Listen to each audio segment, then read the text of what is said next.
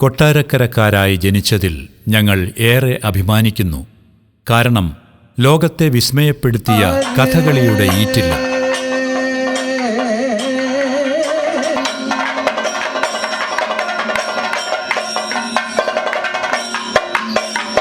കൊട്ടാരക്കരയുടെ ലാൻഡ്മാർക്കായ ഗണപതി ക്ഷേത്രം, അവിടുത്തെ പ്രസിദ്ധ ഉണ്ണിയപ്പ പ്രസാദം, ഇവിടെ എത്തുന്ന ഏവരെയും വിസ്മയപ്പെടുത്തുന്ന ഏകദേശം 4 ഏക്കറിൽ വ്യാപിച്ചു കിടക്കുന്ന ക്ഷേത്രക്കുളം,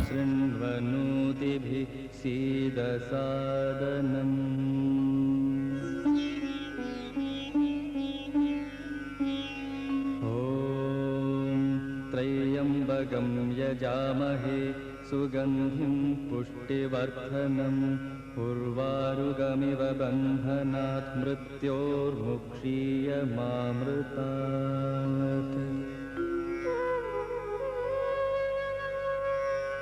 സർവേ ഭവന്തു സുഖിനഃ.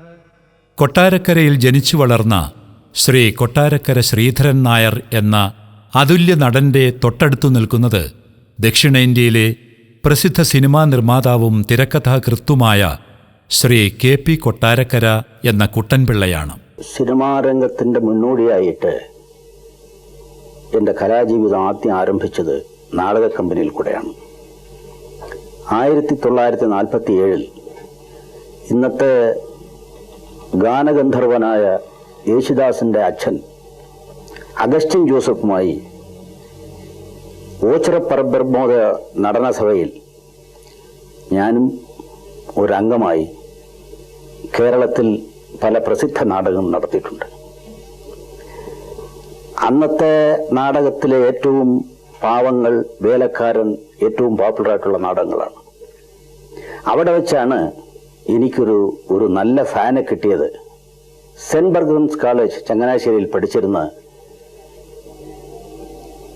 അടുത്ത കാലത്ത് പ്രേം നസീർ അറിയപ്പെട്ട പ്രഗത്ഭ നടൻ എൻ്റെ ഫാനായിരുന്നു. അവിടെ തിരുവനന്തപുരത്ത് നടത്തുമ്പോൾ അന്നത്തെ തിരുവനന്തപുരത്തെ ഒരു പ്രശസ്തനായ മേയർ സുബ്രഹ്മണ്യവും നാടകം കാണാൻ വരികയുണ്ടായി. അതിനുശേഷം 1951 അദ്ദേഹം സ്റ്റുഡിയോ തുടങ്ങിയപ്പോൾ ഞാൻ അദ്ദേഹത്തിനൊരു ലെറ്റർ എഴുതി. ഇതുമാതിരി എനിക്ക് താങ്കളുടെ സിനിമയിൽ അഭിനയിക്കണമെന്ന് ആഗ്രഹമുണ്ട്. 3-4 ദിവസത്തിനകം എനിക്ക് മറുപടി കിട്ടി. ഉടനെ അവിടെ എത്തണം. അദ്ദേഹത്തിൻ്റെ ആത്മസഖി എന്ന പടത്തിൽ, സത്യൻ ഹീറോ ആയിട്ട് അഭിനയിക്കുന്ന ആ പടത്തിൽ എന്നെ സഹനടനായിട്ട് ഞാൻ നിങ്ങളെ തിരഞ്ഞെടുത്തിരിക്കുകയാണെന്നുള്ള സന്തോഷ വാർത്ത എനിക്ക് അദ്ദേഹം നൽകുകയുണ്ടായി. അങ്ങനെ ഒരു നടനായിട്ടാണ് ആദ്യമേ ഞാൻ ഈ സിനിമാ ലോകത്ത് വന്നത്, കാലുകുത്തിയത്. ഞാൻ ആദ്യത്തെ സ്ക്രിപ്റ്റ് ഞാൻ അദ്ദേഹത്തിന് എഴുതി. എന്നാൽ ഞാൻ കഥ എഴുതി, സംഭാഷണം എഴുതി, ഞാൻ അതൊന്ന് ട്രൈ ചെയ്ത് നോക്കാം എന്ന് പറഞ്ഞ് ആ സ്റ്റുഡിയോയിൽ തന്നെ അദ്ദേഹത്തിൻ്റെ കൂടെ കഥാ സെക്ഷനിലേക്ക് കൂടി 4-5 കഥകൾ എഴുതി. കഥയൊക്കെ അവകാശി, ആത്മസഖി ഇതൊക്കെ സക്സസ് ആയി. കൊട്ടാരക്കര ശ്രീ മഹാഗണപതി ക്ഷേത്രത്തിൽ നിന്ന് കയ്യെത്തും ദൂരത്തിൽ കൈപ്പള്ളി വീട്ടിൽ ശ്രീ രാമൻപിള്ളയുടെയും ശ്രീമതി പാർവതി അമ്മയുടെയും മക്കളിൽ 5-ാമനായി 1926 ജനനം. കൊട്ടാരക്കരയിൽ നിന്നും 6 കിലോമീറ്റർ പടിഞ്ഞാറ് ഇരുമ്പനങ്ങാട് ഈശ്വരവിലാസം സ്കൂളിൽ നിന്നും 10ാം ക്ലാസ് പാസ്സായി അല്പകാലം പട്ടാളത്തിൽ സേവനമനുഷ്ഠിച്ച് അവിടെ നിന്നും മടങ്ങിയ അദ്ദേഹം പുനലൂർ പേപ്പർ മില്ലിലും കുറേക്കാലം ജോലി ചെയ്തിരുന്നു. ജോലി ഉപേക്ഷിച്ച് നാടകങ്ങളിൽ അഭിനയിച്ചും കഥകൾ എഴുതിയും ജീവിച്ചു.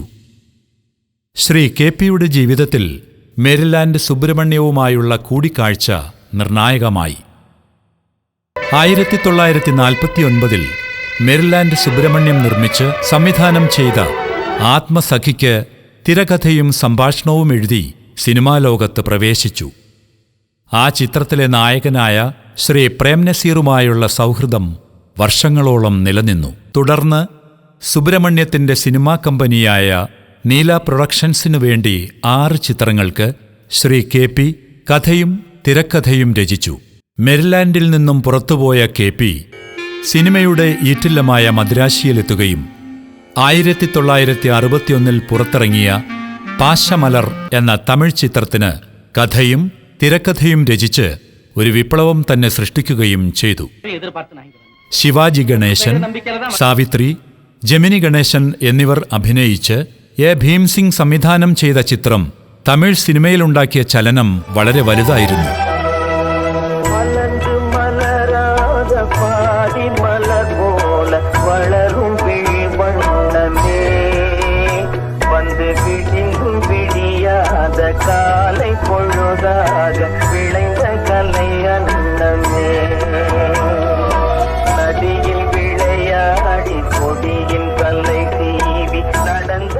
അണ്ണൻ തങ്കൈ ബന്ധത്തിന്റെ ഊഷ്മളവശങ്ങൾ വിശദമായി പറയുന്ന രംഗങ്ങൾ തമിഴരുടെ കണ്ണുകൾ ഈറനണിയിച്ച് മുന്നേറിയപ്പോൾ ശ്രീ കെ.പി.യെയും സിനിമാ ലോകം വാഴ്ത്തിപ്പാടി. ഇതിൽ കണ്ണദാസന്റെ വരികൾക്ക് M.S. വിശ്വനാഥൻ ഒരുക്കിയ ഇമ്പമാർന്ന ഗാനങ്ങൾ ഇപ്പോഴും തമിഴരുടെ കാതുകളിൽ മുഴങ്ങുന്നുണ്ട്. ഇന്ത്യയിലെ 8 ഭാഷകളിൽ ഈ ചിത്രം റീമേക്ക് ചെയ്തു. നിരവധി അവാർഡുകൾ വാരിക്കൂട്ടിയ ഈ ചിത്രത്തിലൂടെ Shri K P. Kottarakkara south Indian സിനിമയിലെ ഒരു പ്രധാനിയായി മാറി. തുടർന്ന് MGRനു വേണ്ടി പരിശ് എന്ന ചിത്രത്തിന് കഥയും തിരക്കഥയും എഴുതി. 1965 ജീവിതയാത്ര എന്ന ചിത്രം നിർമ്മിച്ചുകൊണ്ട് മലയാള സിനിമാ രംഗത്തെത്തിയ അദ്ദേഹം 28ഓളം സിനിമകൾ നിർമ്മിച്ചു. തികഞ്ഞ ഗണപതി ഭക്തനായതിനാൽ തന്റെ സിനിമാ നിർമ്മാണ കമ്പനിക്ക് ഗണേഷ് പിക്ചേഴ്സ് എന്ന് പേരിട്ടു. കെ.പി.യുടെ 8 സിനിമകൾ സംവിധാനം ചെയ്ത ശശികുമാർ കെ.പി.യുടെ സിനിമകളിലൂടെ ഹിറ്റ് മേക്കറായി. ഇവയിലെല്ലാം പ്രേം നസീർ, ഷീല, അടൂർ ഭാസി, കെ.പി. ഉമ്മർ, ജോസ് പ്രകാശ് എന്നിവരായിരുന്നു താരങ്ങൾ. 1969 സ്ഥിരം താരങ്ങളോടൊപ്പം 10 പുതുമുഖങ്ങളെയും ഉൾപ്പെടുത്തി റെസ്റ്റ് ഹൗസ് എന്ന ചിത്രം നിർമ്മിച്ചു. ഇതിലൂടെയാണ് വിൻസെന്റ്, കുഞ്ചൻ, രാഘവൻ മുതലായവർ രംഗത്ത് വരുന്നത്. പാടാത്ത വീണയും പാടും പ്രേമത്തിൻ ഗന്ധർവ വിരൽ തൊട്ട പാടാത്ത മാനസ വീണയും പാടും, പാടാത്ത വീണയും പാടും.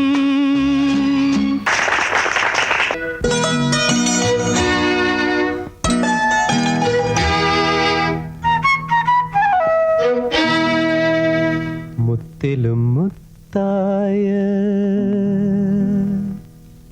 മണിമുത്തു കിട്ടി,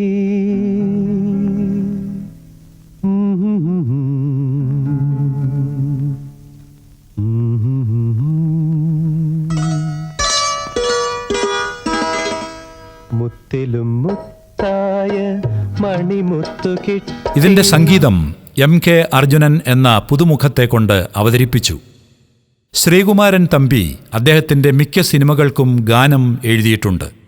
കെ.പി.യുടെ 5 ചിത്രങ്ങൾ സംവിധാനം ചെയ്തത് A.B. രാജാണ്. അദ്ദേഹത്തിന്റെ 4 ചിത്രങ്ങൾക്ക് M. കൃഷ്ണൻ നായരായിരുന്നു സംവിധാനം. 1971 മെല്ലിശ്ശൈ മന്നൻ M.S. വിശ്വനാഥനെ ലങ്കാദഹനം എന്ന ചിത്രത്തിലൂടെ മലയാളിക്ക് പരിചയപ്പെടുത്തി.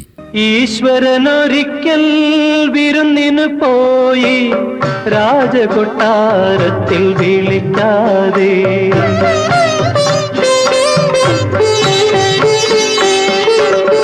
ഈശ്വരനൊരിക്കൽ വിരുന്നിനു പോയി രാജകൊട്ടാരത്തിൽ വിളിക്കാതെ. തെന്നിന്ത്യയിലെ ആദ്യ സിനിമാ നിർമ്മാതാക്കളുടെ സംഘടനയായ സൗത്ത് ഇന്ത്യൻ ഫിലിം ചേംബറിന്റെ ആദ്യ പ്രസിഡന്റായ അദ്ദേഹം വർഷങ്ങളോളം ആ സ്ഥാനത്ത് തുടർന്നു. മൈസൂറുകാരിയായിരുന്ന ശാരദയായിരുന്നു ഭാര്യ. ഇതിൽ 2 ആൺമക്കൾ, ഗണേശനും രവിയും. ഇതിൽ രവി കൊട്ടാരക്കര ഇപ്പോഴും സിനിമാ നിർമ്മാണവുമായി മദിരാശിയിൽ കഴിയുന്നു. മലയാളം, തമിഴ്, തെലുങ്ക്, കന്നഡ ഭാഷകളിൽ സിനിമകൾ നിർമ്മിച്ച അദ്ദേഹം മലയാളത്തിലെ എല്ലാ നടന്മാരെയും വെച്ച് സിനിമകൾ നിർമ്മിച്ചിട്ടുണ്ട്. കൊല്ലം ജില്ലയിൽ ഇത്രയേറെ സിനിമകൾ നിർമ്മിച്ച മറ്റൊരു നിർമ്മാതാവ് ഒരുപക്ഷേ ഉണ്ടാവില്ല. ആരും കാണാത്ത സിനിമയ്ക്ക് ആരെയോ സ്വാധീനിച്ച് അവാർഡുകൾ വാങ്ങിക്കൂട്ടുന്ന വ്യക്തിയായിരുന്നില്ല ശ്രീ KP. ഒരു സാധാരണ കുടുംബത്തിൽ ജനിച്ച അദ്ദേഹം സാധാരണക്കാരന്, അതും പകലന്തിയോളം എല്ലുമുറിയെ പണിയെടുത്ത് ഓലക്കൊട്ടകയിൽ വന്ന് സിനിമ കാണുന്നവരുടെ മാനസിക ഉല്ലാസത്തിനായി സാധാരണക്കാരുടെ കഥ പറയുമായിരുന്ന സിനിമകൾ ഒരുപക്ഷെ അതുകൊണ്ടായിരിക്കാം സാമ്പത്തിക വിജയം നേടിയത്. ഒരു സാധാരണക്കാരനായ വ്യക്തി തൻ്റെ പേരിനോടൊപ്പം ജനിച്ചു വളർന്ന നാടിൻ്റെ പേരുകൂടി ചേർത്ത് നാടിന് ഒരു തിലകച്ചാർത്തായി തെന്നിന്ത്യയിൽ ശോഭിച്ചിട്ടും സ്വന്തം നാട്ടുകാർ അദ്ദേഹത്തിന് അർഹമായ സ്ഥാനം നൽകിയോ എന്നത് സംശയമാണ്. തികഞ്ഞ ഗണപതി ഭക്തനായ അദ്ദേഹം ക്ഷേത്രത്തിൽ തൻ്റെ അമ്മയുടെ പേരിൽ പാർവതി സ്റ്റേജ് മുൻപ് നിർമ്മിച്ചു നൽകി. അതിപ്പോൾ അദ്ദേഹത്തിൻ്റെ ഭാര്യയും മക്കളും ചേർന്ന് പുതുക്കി KP കൊട്ടാരക്കര മെമ്മോറിയൽ സ്റ്റേജാക്കി സമർപ്പിച്ചു. 2006 നവംബർ 19 മദിരാശിയിലെ വീട്ടിൽ വെച്ച് തൻ്റെ 80-ാം വയസ്സിൽ അദ്ദേഹം അന്തരിച്ചപ്പോൾ മദിരാശി സിനിമാലോകം അദ്ദേഹത്തിന് അർഹമായ യാത്രാമൊഴി നൽകുകയും ചെയ്തു.